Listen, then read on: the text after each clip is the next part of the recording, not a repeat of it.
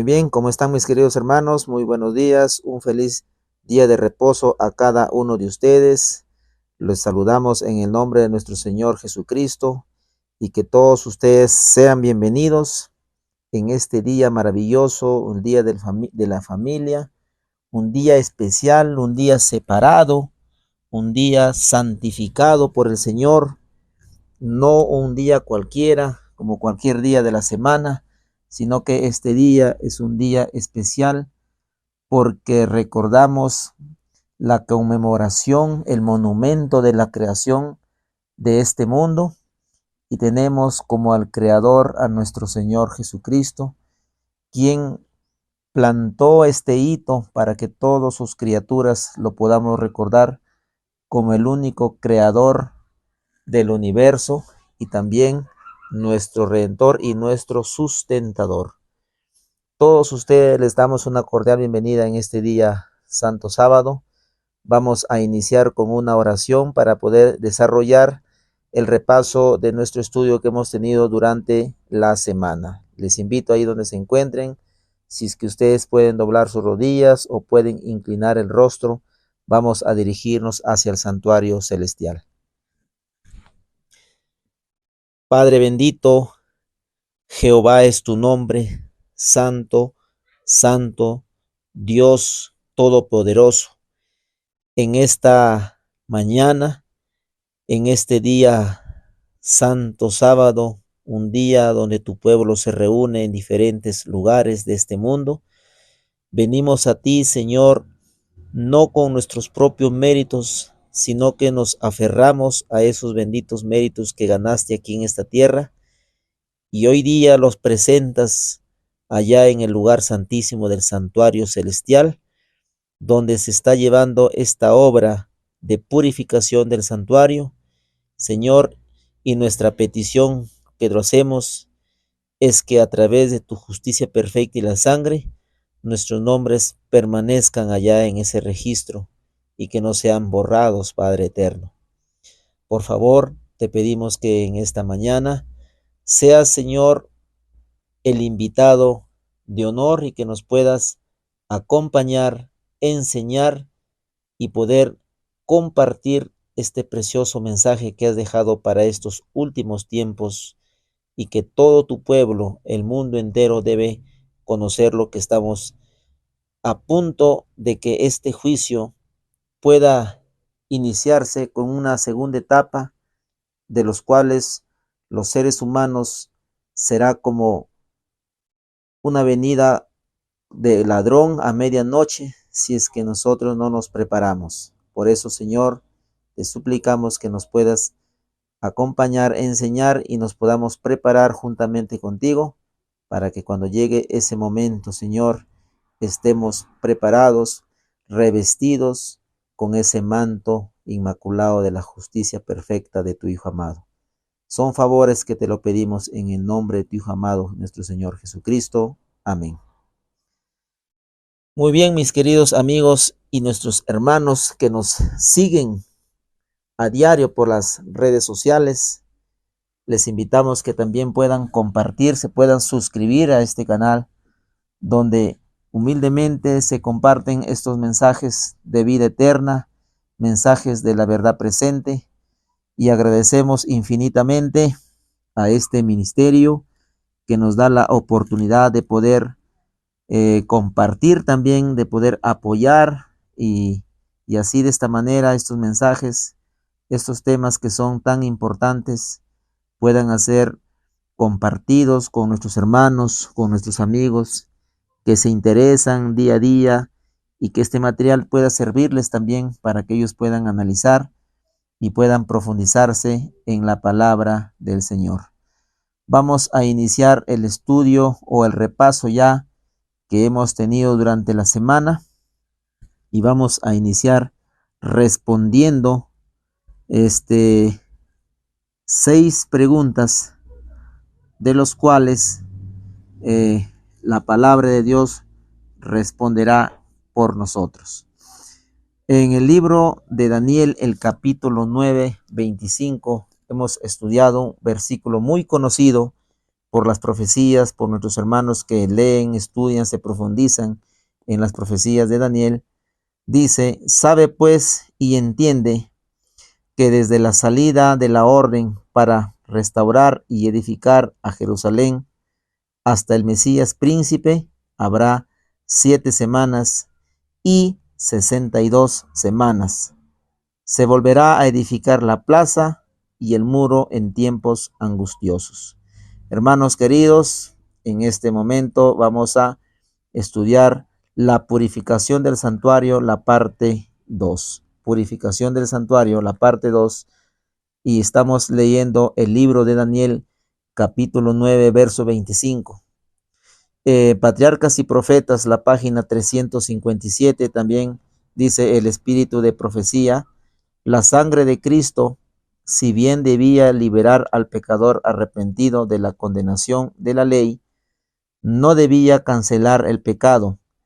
Quedaría registrado en el santuario hasta la expiación final. Hermanos queridos, en esta segunda parte de la purificación del santuario, solamente el pecador arrepentido, quien se aferra al único medio, al único quien tiene acceso allá en el santuario celestial, a quien aboga ante el Padre, a ese único nombre conocido como nuestro Señor Jesucristo, hoy en día ya como nuestro abogado intercesor en esta etapa final de este juicio.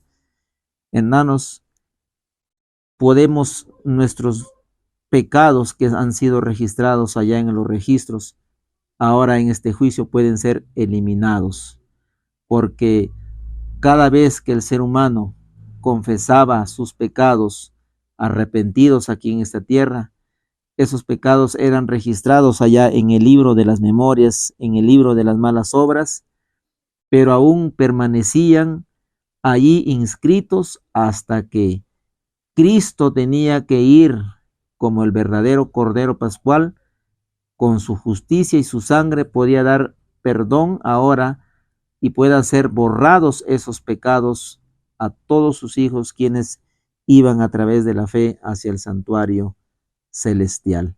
Hermanos queridos, entonces vamos a ir a responder una pregunta del repaso del estudio que hemos tenido durante la semana y dice lo siguiente: ¿por qué el año 457 antes de Cristo marca el comienzo de las 70 semanas? Hermanos, estos años en las profecías, según la palabra de Dios, debe ser como nuestra cultura general estas fechas. Recordemos que la purificación del santuario de Daniel 8:14 es como si fuera nuestra partida de nacimiento, donde las características del pueblo de Dios inicia con el pueblo adventista del séptimo día. Y si todo hermano, todo amigo, familia adventista que no llega todavía a comprender esta profecía de las 2300 tardes y mañanas, es como si no supiera también su fecha de nacimiento, que es tan interesante que nuestra fe se fortalezca en la palabra de esta profecía que el Señor nos dejó para nosotros como un mapa para podernos guiar y saber en qué parte de la historia de este mundo nos encontramos en estos tiempos. Dice el libro de Esdras, el capítulo 6, acompáñenme a leer el libro de Esdras, el capítulo 6, vamos a buscar en el Antiguo Testamento, el libro de Esdras, el capítulo 6, verso 14. Dice la palabra de Dios: y los ancianos de los judíos edificaban y prosperaban, noten aquí, conforme a la profecía del profeta Ageo y de Zacarías, hijo de Ido. Edificaron pues y terminaron por orden de Dios de Israel. Y terminaron por orden del Dios de Israel y por mandato de Ciro, de Darío y de Artajerjes, rey de Persia. Hermanos, qué hermoso es saber que lo que Dios habla a través de sus siervos, los profetas, llega el momento de que se cumple la palabra salida de la boca de Dios. No hay nada que no se cumpla cuando el Señor habla. Todo tiene que cumplirse. Y estos reyes fueron los instrumentos que el Señor utilizó para que esta profecía pueda cumplirse, así como Él mismo lo dice en su palabra. Voy a volver una vez a leer lo que dice: y los ancianos de los judíos edificaban y prosperaban conforme a la profecía del profeta Ageo y de Zacarías, hijo de Ido. Edificaron pues y terminaron por orden del Dios de Israel, hermanos. No fue orden estos hombres que dieron estos decretos: primer decreto por Ciro, segundo decreto Darío y el tercer decreto de Artajerjes. No fue por iniciativa de ellos, sino que el Señor estaba en el control de todos los acontecimientos de estos grandes reinos, de estos reyes que iban a ser utilizados como instrumentos de Dios para que se pueda cumplir lo que Dios ya había hablado a través de sus profetas. Entonces, dice también en el Profetas y Reyes, en el testimonio, Profetas y Reyes, la página 610, dice: el decreto de Artajerjes para la restauración y construcción de Jerusalén, el tercero emitido desde el fin de los 70 años de cautiverio, noten aquí, es notable por sus expresiones respecto al Dios del cielo. Esas son la que da el realce a esta profecía, porque el Señor había hablado a través de los siervos, los profetas. Y eso, dice, es notable por sus expresiones respecto al Dios del cielo, por su reconocimiento de los logros de Esdras y por la liberalidad de las advenciones hechas al pueblo remanente de Dios. Entonces, hermanos, la primera pregunta dice: ¿por qué el año 457 antes de Cristo marca el comienzo de las 70 semanas? Porque en el decreto de Jerjes se cumplió lo que Dios había ordenado a sus siervos los profetas. No hay nada que no se cumpla si no revela, dice Dios, a sus siervos los profetas. Y eso es lo que marcaba el comienzo de las 70 semanas, que fue en el año 457. Entonces, mis queridos amigos y hermanos, estamos estudiando entonces la purificación del santuario, la parte 2, y tenemos el punto de partida, el año 457, es el comienzo de las 70 semanas y el comienzo de las 2300 tardes y mañanas de Daniel 8:14. Muy bien, entonces seguimos respondiendo la segunda pregunta: ¿cómo Jesús, dice, cómo mostró Jesús el comienzo de su ministerio? Marcó de la semana 70. Vamos a volver a leer. ¿Cómo mostró Jesús que el comienzo de su ministerio marcó el comienzo de las 70 semanas? Hermanos, otra fecha clave para el pueblo de Dios, otra fecha clave que el pueblo adventista debería conocerlo como el ABC, como una cultura general que todos los teníamos que conocer. ¿Cuál fue el comienzo de su ministerio que marcó nuestro Señor Jesucristo cuando vino en esta tierra?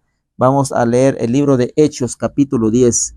Vamos al Nuevo Testamento y buscamos el libro de los Hechos, capítulo 10, el verso 38. Vamos a leer, hermanos. Allí, si tienes una Biblia a tu lado, hermano, ábrelo, léelo y compártelo también con tu familia, con tus amigos. Dice: cómo Dios ungió con el Espíritu Santo y con poder a Jesús de Nazaret. Leemos nuevamente: cómo Dios ungió con el Espíritu Santo y con poder a Jesús de Nazaret, y cómo éste anduvo haciendo bienes y sanando a todos los oprimidos por el diablo, porque Dios estaba con él. Noten lo que está hablando, hermanos queridos, el Señor a través de sus siervos. Dice, cómo Dios ungió con el Espíritu Santo y con poder a Jesús. Cuando nosotros vamos a la profecía de las 2300 tardes y mañanas y leemos el versículo de Daniel, el capítulo 9 de Daniel, verso 24 y 25, encontramos que estas 70 semanas,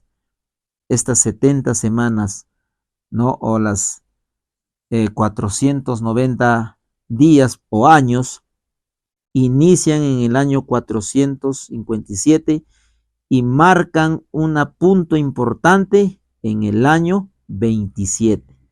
¿Qué pasó en el año 27? Nuestro Señor Jesucristo fue ungido con el Espíritu Santo para que inicie su ministerio terrenal aquí en esta tierra.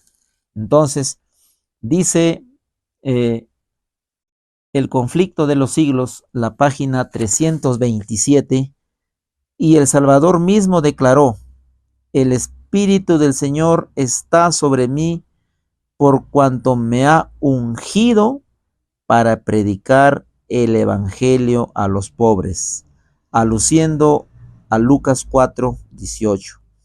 Después de su bautismo, fue a Galilea predicando el Evangelio del reino de Dios, diciendo, el tiempo se ha cumplido. Hermanos, ¿qué marcó esta fecha? Cuando nosotros vamos a la línea del tiempo, cuando nosotros vamos a estudiar la profecía de Daniel 8:14, encontramos, hermanos queridos, que dentro de las 62 semanas o el fin de las 62 semanas, el punto llega hasta el año 27, cuando Cristo fue bautizado con el Espíritu Santo. Fue ungido, dice, por el Espíritu Santo. Entonces ahí se culminan las 62 semanas de las profecías que está hablando Daniel 9, 24 y 25. Entonces, mis queridos amigos y hermanos, respondemos esta segunda pregunta. Dice, ¿cómo mostró Jesús que el comienzo de su ministerio marcó el comienzo de la semana 70? Porque fue ungido por el Espíritu Santo en el año 27. En el año 27 marcó el punto de la profecía que el santo iba a recibir el ungimiento por el Espíritu Santo, y estaba ya predicho por la profecía. Entonces, todo se cumple conforme a la boca de Jehová lo dice a sus siervos los profetas. Hermanos queridos, estamos estudiando la purificación del santuario, la parte 2, y vamos a responder una tercera pregunta, y dice, ¿cómo se relacionan los acontecimientos de la semana 70 con el resto de las 2300 días? De Daniel 8:14. Daniel 8:14 dice que el fin de las 2300 tardes y mañanas iba a terminar con la purificación del santuario. El santuario iba a ser purificado. Y la sierva del Señor dice en Conflicto de los Siglos, la página 328, dice, en consecuencia, los 2300 días de Daniel 8:14 terminan en 1844.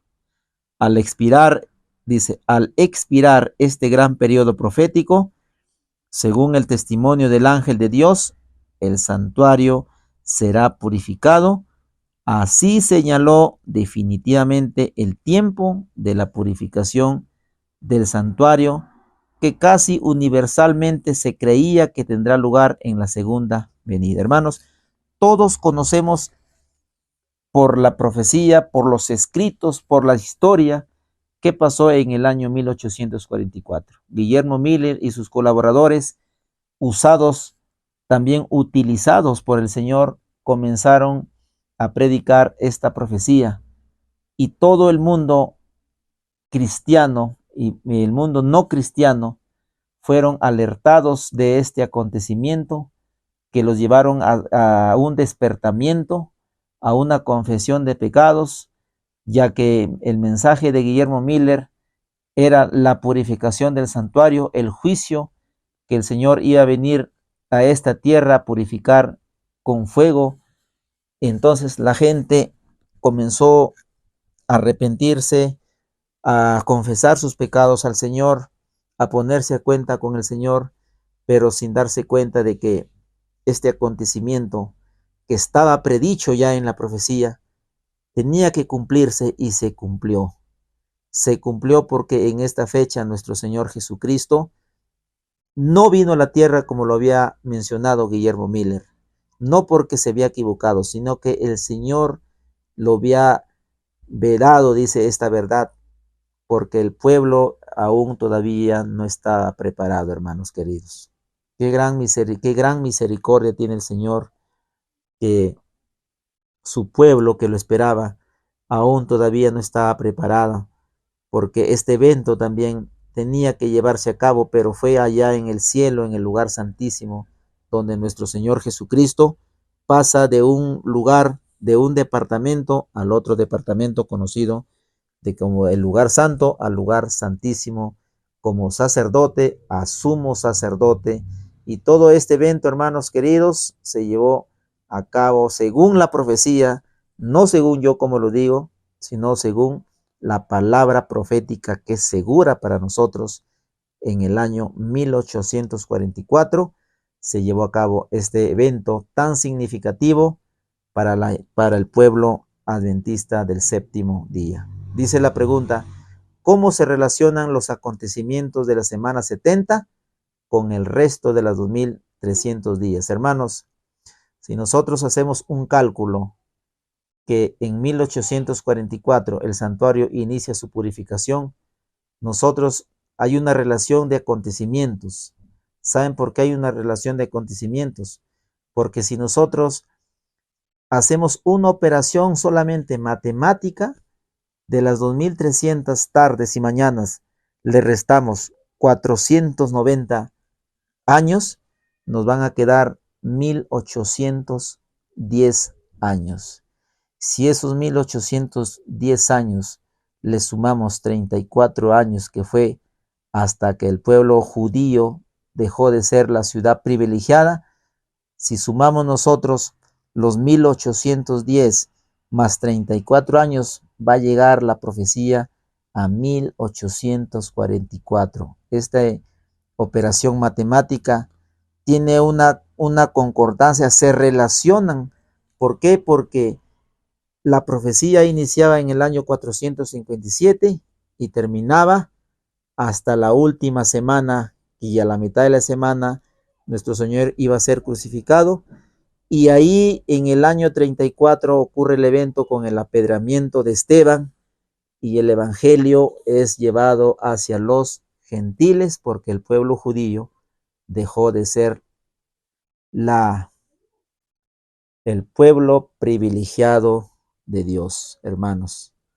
Qué gran evento, qué tan hermosa profecía, la profecía más larga de la Biblia, donde nosotros es nuestro DNI, que nos identificamos como pueblo adventista, porque de este evento maravilloso del santuario viene la creencia y viene la base sólida para el pueblo adventista del séptimo día. Entonces, hermanos, dice, ¿cómo se relacionan los acontecimientos de la semana 70 con el resto de las 2300 días de Daniel 8:14? En 1844 el santuario inicia su purificación, hermanos. Se cumple la profecía. Todo está dicho en la palabra de Dios. Muy bien, vamos a ir a una cuarta pregunta ya a responder en este repaso del estudio que tenemos durante la semana.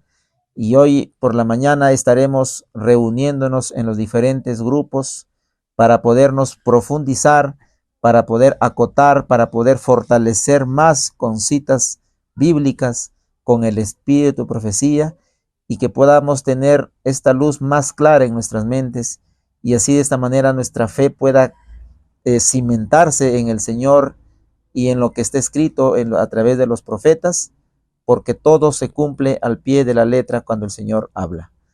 ¿Qué tipo de carácter debemos formar para tener el derecho a entrar por las puertas de la Nueva Jerusalén? Es una pregunta muy interesante que tú y yo, hermanos, debemos hacernos. ¿Qué tipo de carácter? Tenemos que saber qué es el carácter. Muchos confundimos el temperamento con el carácter. Muchos confundimos estas dos palabras que a veces confunden a la persona. Pero acá la pregunta dice, ¿qué tipo de carácter debemos formar para tener el derecho de entrar por las puertas de la Nueva Jerusalén? Vamos a ir al libro de Apocalipsis. Dejemos que la palabra mismo nos explique cuál es ese carácter que debemos formar. Dice Apocalipsis capítulo 21, verso 27. Dice la palabra de Dios. Apocalipsis, el capítulo 21, el verso 27. No entrará en ella ninguna cosa inmunda o que hace abominación y mentira, sino solamente los que están inscritos en el libro de la vida del Cordero. Hermanos, no va a entrar en ella ninguna cosa inmunda o que haga abominación y mentira. El espíritu de profecía en signos, fin de los tiempos, dice del 30 de diciembre de 1888, signos de los tiempos, dice lo siguiente: el hombre no puede salvarse por sus propias obras. Noten lo que está diciendo la profeta del Señor. El hombre no puede salvarse por sus propias obras. Sin Cristo les es imposible rendir perfecta obediencia a la ley de Dios. Y el cielo nunca podrá ganarse con una obediencia imperfecta, porque esto pondrá en peligro todo el cielo y haría posible una segunda rebelión. Hermanos, qué interesante, la profeta de Dios nos está diciendo que si un ser humano no ha perfeccionado su carácter y con ese carácter imperfecto lograría llegar al cielo, se causaría, dice, otra rebelión, así como pasó con Satanás. Otra rebelión se suscitaría si un ser humano no ha llegado a perfeccionar su carácter. Y la perfección de carácter no lo vamos a obtener por por actos que hacemos. Dice, el hombre no puede salvarse por sus propias obras. Sin Cristo le es imposible rendir perfecta obediencia a la ley de Dios, hermanos. Cuando el Espíritu Santo, cuando Cristo mismo grabe la verdad, grabe y nos haga obedientes, no porque nosotros lo somos, sino gracias al poder transformador del Espíritu Santo, Cristo habrá transformado en un carácter perfecto al ser humano, porque dice, si el cielo entrara una persona con el carácter imperfecto, se realizaría nuevamente una segunda rebelión. Y el Señor no desea eso para su pueblo, sino que todos los que tendrán acceso o tendrán derecho a entrar por las puertas de la Nueva Jerusalén, habrán de haber perfeccionado su carácter como el carácter de Cristo.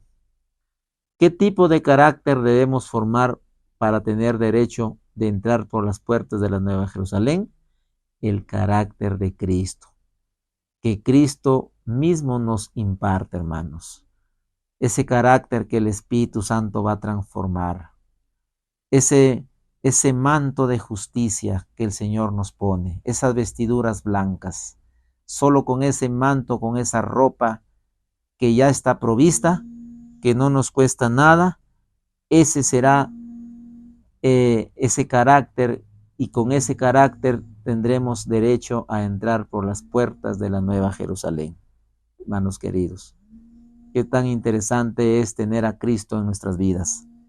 Si no lo tenemos a Él, nosotros estamos perdidos.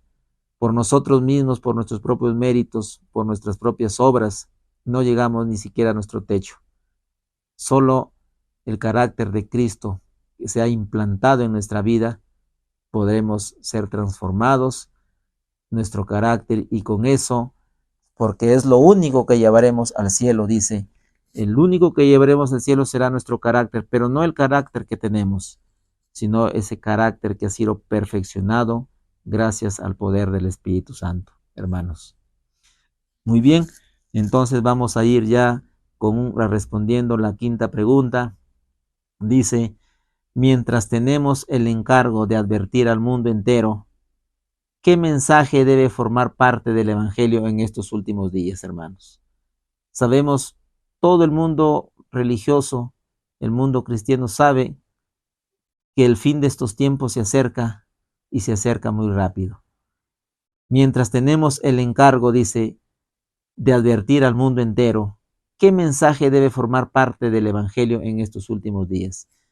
Vamos a ir al libro de Apocalipsis, en el Nuevo Testamento, en el capítulo 3, Apocalipsis, capítulo 3, verso 3, dice la palabra del Señor.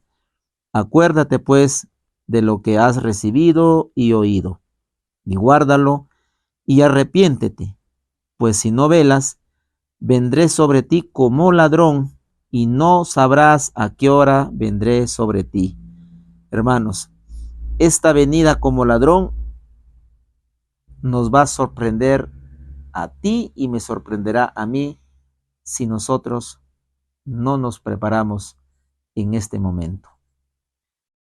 Esa venida como ladrón sorprenderá al mundo entero que no haya tenido la preparación necesaria en este momento, no esperando cuando Cristo venga, porque cuando Cristo venga ya no vas a tener tiempo para perfeccionar tu carácter, porque ya esa obra ya habrá sido hecha.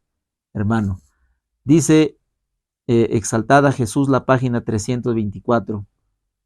Quiero que tú puedas leer, hermano querido, este testimonio y tú lo puedas meditar también. Dice lo siguiente: estamos viviendo ahora en el gran día de la expiación. Este evento, hermanos, del juicio ya ha iniciado, hermanos. La profecía lo anunció que en el año 1844 iniciaba este juicio. Y no hay nadie que lo pueda decir o lo pueda desmentir, porque la profecía lo ha dicho. La boca de Dios lo anunció por sus profetas. Y dice, estamos viviendo ahora en el gran día de la expiación, cuando en el servicio simbólico el sumo sacerdote hacía la propiciación por Israel. Todos debían afligir sus almas, arrepintiéndose de sus pecados y humillándose ante el Señor, si no querían verse separados del pueblo. De la misma manera, todos los que desean que sus nombres sean conservados en el libro de la vida, deben ahora, en los pocos días que les quedan de este tiempo de gracia, afligir sus almas ante Dios con verdadero arrepentimiento y dolor por sus pecados. Qué cita para tan poderosa, y nos hace ver, hermanos, que en esta mañana, el poco tiempo que nos queda, no lo debemos desperdiciar, porque el juicio ha iniciado. El juicio, hermanos, ya inició, pero en la etapa por los que ya han muerto. ¿Y quién fue el primer muerto? Empezamos por la familia de Adán, su hijo, que fue muerto por su otro hijo, el justo Abel. El justo Abel fue el primer enjuiciado cuando se aperturó este juicio en 1844. Ahí se inició el juicio de cada generación, hermanos queridos, y muy pronto este juicio de los muertos habrá terminado y se habrá iniciado el juicio por todos los que siguen viviendo en esta tierra. Y si tú no estás preparado para cuando llegue este juicio, va a venir como ladrón a medianoche y te va a sorprender. Así como fue en los tiempos de Noé, todos comían, bebían, se casaban, hasta que Noé entró, el arca se cerró y nadie más pudo salvarse. Hermanos, Dice, mientras tenemos el encargo de advertir al mundo entero, ¿qué mensaje debe formar parte del Evangelio en estos últimos tiempos? Hermanos, el juicio investigador, porque será como ladrón si estamos no preparados. La venida como ladrón sorprenderá a muchos, a los que no se están preparando en este tiempo ya. Y el juicio investigador debe ser también el mensaje o parte del mensaje del Evangelio para estos últimos días, hermanos. Y vamos a responder ya la última pregunta para poder culminar el repaso del estudio que hemos tenido. Dice, ¿cuál es nuestra única ayuda en momento de peligro, hermanos?